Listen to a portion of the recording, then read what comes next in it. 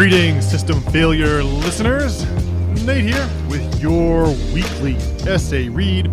This one entitled The Scourge of Slavery and subtitled A Brief History of the Institution that Destroyed Rome. Key takeaways. Number 1. The institution of slavery changed dramatically during the 15th century. Number 2. Roman slavery was very different from modern slavery. Number 3. Slavery was a significant factor in the fall of Rome. Modern slavery. Within relatively recent history, the grisly practice of slavery underwent a fundamental change. This transformation took place on the island of Madeira, located in the Atlantic Ocean off the coast of Africa. Though Genoese sailors had already sighted Madeira during the previous century, the Portuguese rediscovered Madeira in 1418 and established a colony there. Madeira remains a part of Portugal to this day. From Sicily, the Portuguese imported sugarcane, which they called white gold, because Madeira's fertile soil and climate were well suited to its cultivation.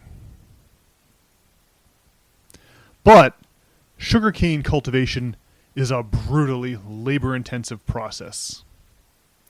Furthermore, to yield molasses and sugar, the tough, sinewy plant must be boiled down in giant evaporators. Few could tolerate that kind of heat in Madeira's tropical climate. So, the Portuguese brought in black Africans from the mainland and forced them to perform the labor. So it was that slavery was imbued with the pernicious racial component we recognize today. Perhaps to assuage a national guilty conscience, Prince Henry the Navigator turned to Portugal's most famous writer, Gomes Inês de Zurara, to justify the ghastly arrangement. Zurara accepted the commission and wrote Crónica dos Feitos da Guiné, or The Chronicle of the Deeds of Guinea. He justified the use of black Africans for forced labor by suggesting that proximity to Christianity might ultimately lead to their salvation. Zurara's dubious notion, in other words, was that the enslavement of Africans was actually to their benefit. As the age of exploration dawned, this horrific production model of race-based slavery was copied and pasted onto the sugar plantations of the Caribbean islands and onto the cotton plantations of the southern United States. In these places, the descendants of black Africans soon formed a distinct economic class of slaves. Roman slavery. The institution of slavery is almost always cruel and exploitative, often in sexual ways. In 1910, Czech painter Otto Pilný captured some of the trauma endured by a young girl being sold into sexual slavery in his dramatic painting, The Slave Market. His work serves as the title card to this essay. But some Roman slaves were fully integrated into their masters' households. They could be true lovers or tutors of children. Although the economic rules of the time compelled these slaves to labor on behalf of a master, they weren't necessarily considered subhuman by definition. Slavery in Roman times generally lacked the racial component that set the Portuguese institution apart from its historical precedents. Slaves could be set free by their masters, and free people could become slaves if their city was captured in war or if they fell into debt. Slavery was an unfortunate economic event, rather like bankruptcy, instead of a permanent state of affairs. In addition to debt or war, another unfortunate event that could make someone into a slave was capture by pirates. Piracy was a persistent problem in Roman days. They held captives for ransom and sold them into slavery if the ransom wasn't paid. This almost happened to Julius Caesar in 75 BC. After his vessel was captured by pirates, he announced to his captors that he was insulted by their ransom of a mere 20 talents of gold. He demanded that his ransom be raised to 50 talents, a sum more befitting a man of his stature. After the ransom was paid, Caesar returned to the pirate stronghold and crucified them. The fall of Rome. Rome's ruling class failed to equitably distribute the slaves and land that resulted from their many military conquests.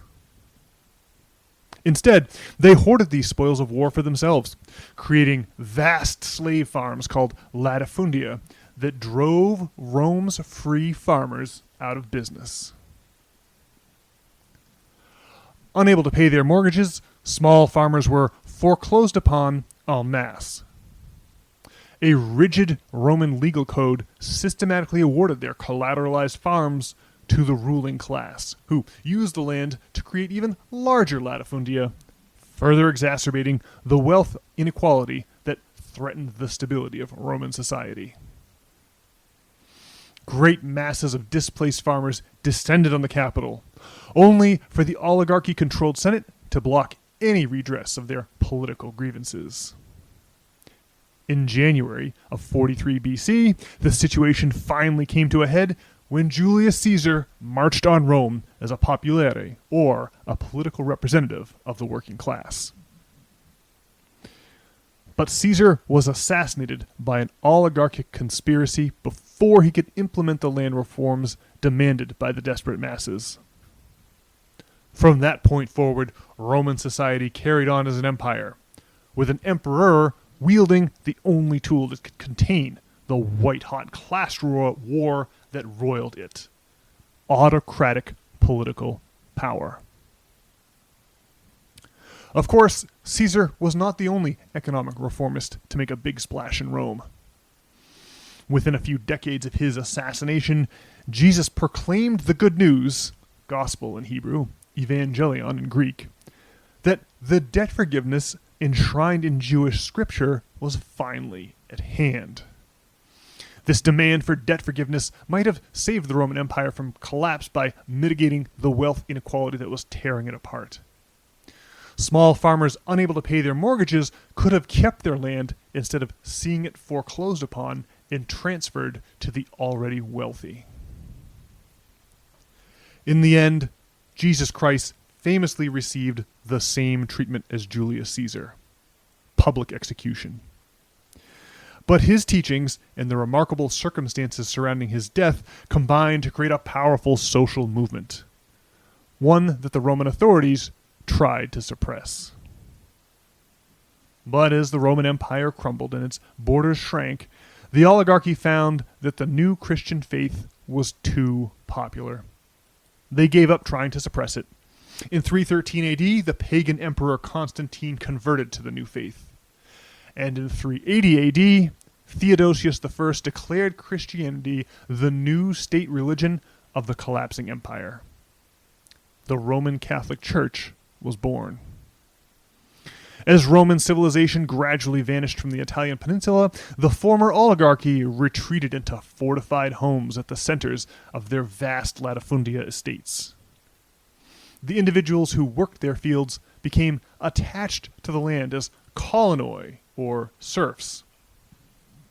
That's how the stage of history was set for the Middle Ages. The nobility, the peasantry, and the church arose from the ashes of the Roman Empire to form the three famous estates of the medieval feudal economy.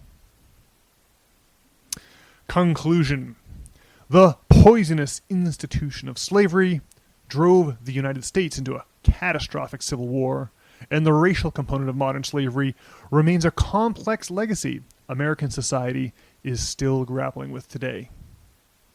Similarly, slavery drove Roman wealth inequality to that society's breaking point.